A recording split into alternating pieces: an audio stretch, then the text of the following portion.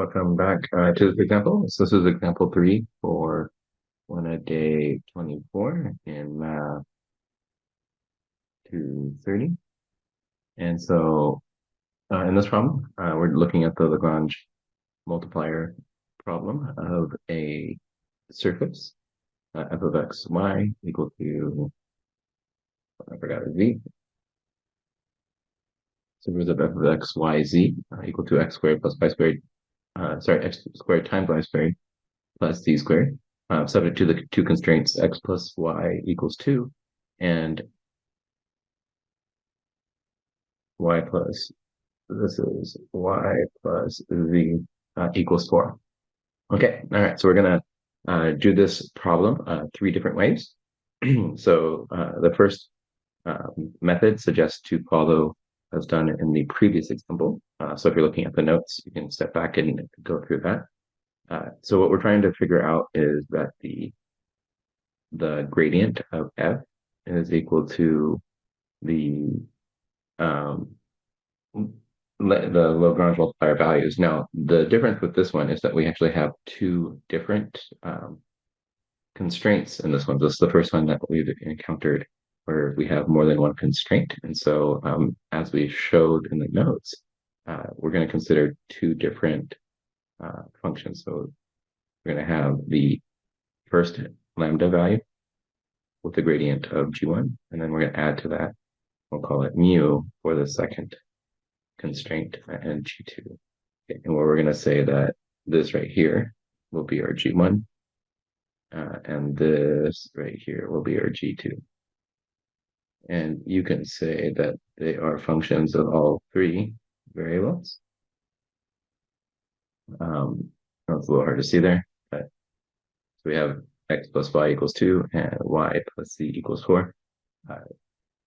These are particular values for the level curves, the 2 and the 4.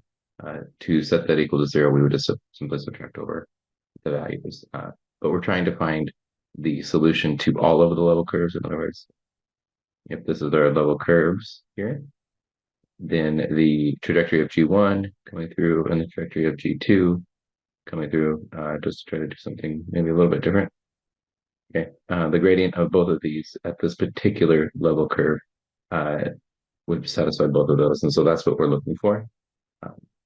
So that'll come out in the solution process. Okay, so the gradient of this is some multiple of the gradient of this is some multiple of this. And that comes from the fact that the normals of these are linear multiples or scalar multiples of each other, which is the okay. So mechanically, just as before, we take the gradient of this. So we have dx, dy, and dz. That's going to operate on the vector on f, and then that's going to equal lambda dx, dy, and dz. That's going to be on g1 plus mu dx, dy, dz. And that's going to be operating on G1 or G2, say. Okay. All right. So if we compute each of these, the derivative of f with respect to x, this is 0 because z is a square constant. And then here we're going to have 2. So it's going to give me 2xy squared since y is a constant. And then in the dy component, again, it's going to be very similar. It's going to be 2x squared y because x squared is a constant. And then here for z, we're going to get to z. Okay, so that's the gradient of f. And now we're going to have lambda. The gradient of x for g1 is going to just give me 1. Everything else is 0. Gradient of, or the derivative of y for g1 is going to give me 1. And then 0 for z, since there's no values of z there. Plus mu. And then we're going to have the gradient of y plus z minus 4. So there's no x there, so that's 0. And then y is going to give me 1, z is going to give me 1, and that is it. Okay, so this creates a system of equations. Okay, so we're going to have then the following system: 2xy, let me write these down first, squared, equals the x component here, which is just lambda, since there's no mu. Okay, and then we have the y component, which is 2 x squared y, which is equal to, and y has both components. So it's going to be lambda plus mu, so it has both. And then we have 2z equals, and z has just the mu component. So this is equal mu. Okay. So these three equations together with our constraints, so g1 of x, y, and z equals 0, and g2 of x, y, and z equals 0. So those together are going to become our constraints. So this right here, of course, is x plus y equals 2. And this one, of course, is y plus z equals 4. Where I've added the 4 and added the 2 back over, so they're not equal to 0 anymore.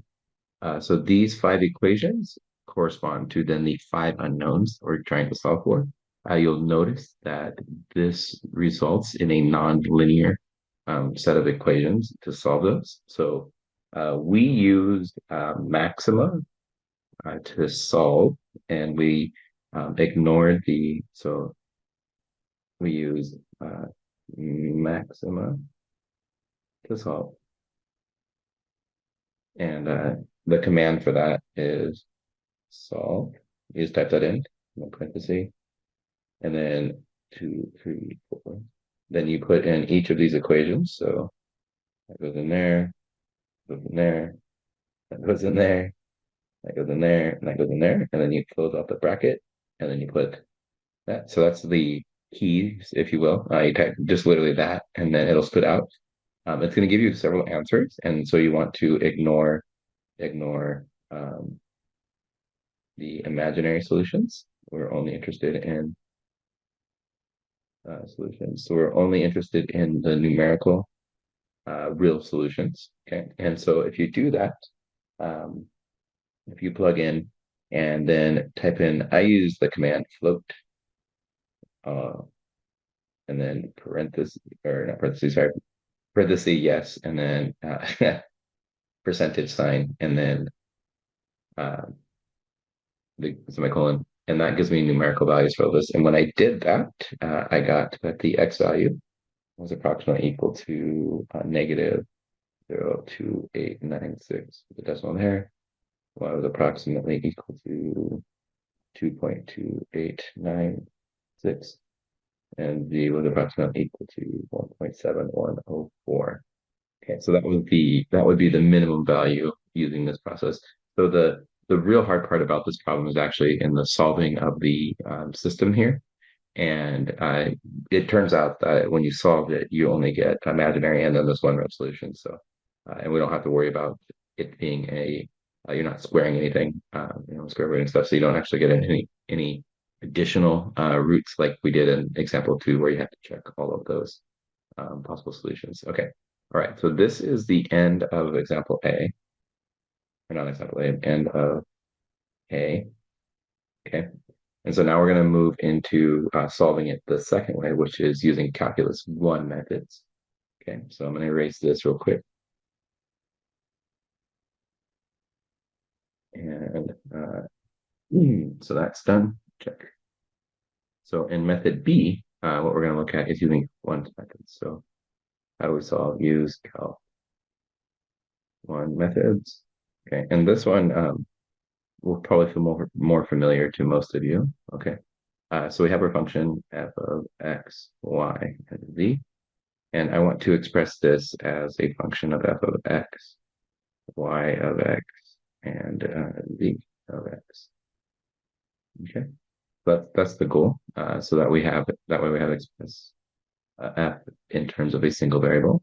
Okay, so from g1 of x, y, and z equal to 0, this is going to give me I have x plus y equals 2. So that tells me that y is equal to 2 minus x. And from g2 of x, y, and z equal to 0, that gives me that y plus z is equal to 4, which tells me that z is equal to 4 minus y, but y is equal to 4 minus 2 minus x. So that means that this is equal to 2 plus x. Okay. All right. So now we can make this substitution now. So we have f of x is going to equal, going back to the original one, we have x squared. Y was 2 minus x squared plus, and z was 2 plus x squared. Okay. So if we boil all of this fun stuff out, a resulting equation for f of x is x to the fourth minus 4x cubed plus 5x squared plus 4x minus, or no, sorry, plus 4. And now just like in Calc 1, we do dx, set that equal to 0. And so we get, taking the derivative here, we get 4x cubed minus 12x squared plus 10x plus 4. Okay. And now to solve this is a quadratic. And so again, using maxima and applying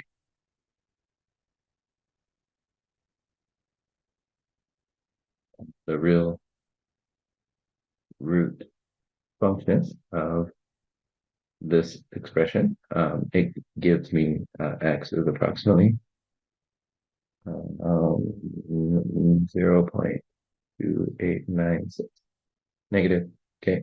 And then that tells me then plugging that in for y is equal to 2 minus x, which means you're just adding that, right? So it's going to be 2.2896 roughly. And then z was equal to 2 plus x, which was subtracting, and then you get 1.7104. Okay. So we get the same result as you would expect from the previous one. And the first derivative test would show that this is in fact a minimum value. In other words, if you plot the first derivative test at the critical point x star, which is this negative 1 point here, we have that the slope of the tangent lines is decreasing to the left. This is a 0, and then it's increasing to the right. So the slope does something like this. So it is indeed a minimum value. Okay. All right. So this is the end of Calc 2. End of Calc 2, sorry, end of part B. Okay. And so now we'll do one more.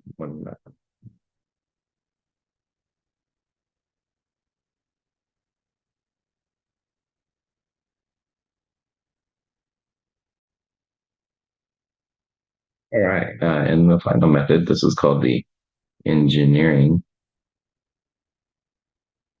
method. In this method, what you do is you construct a function, let's call it capital F, of x, y, and then also the Lagrange multipliers, so a function of lambda and mu in this case, which is constructed essentially the same way. You have your function, that's what the little f of x, y, and z, and then here, these two are the constraints that we had previously. But now they are functions of also lambda and mu. Okay, and so in this process, what we end up doing then is taking partial derivatives and creating a system for each of the partial derivatives. So we have f of x, and that's going to be equal to 2x. Oh, this is not plus, that's multiplication. To have 2x y squared. And then we have a minus lambda, and that's going to equal 0. And we have f of y, and then that's going to give us 2x squared y minus lambda and a minus mu, and that's going to equal 0. And then we have f of z, which is going to give us 2z, nothing here, and then looks like a minus mu equals 0 there.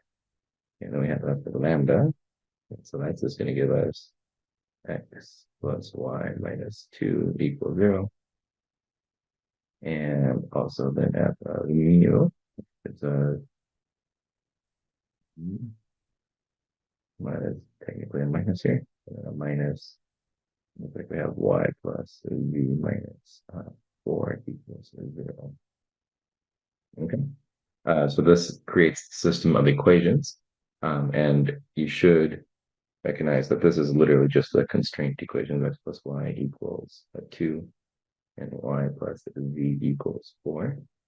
And this set is exactly what we got previously, which was 2x y squared equals lambda, 2x squared y minus equals lambda plus mu, and 2z is equal to mu. Okay, so those are the 5 equations that we will use to solve um, any method that we used before. So the solution is exactly the same after this point, right, to solving. The difference in this approach is, of course, that you construct this new function where the parameters or the Lagrange multipliers become a constant, not a constant, sorry, a variable that they can then take the derivative to generate your equations. And so sometimes this method is more direct to getting a solution. However, since we already solved it twice, you get the idea. I just want to show you this alternate approach. Okay, I hope that was helpful, and I will see you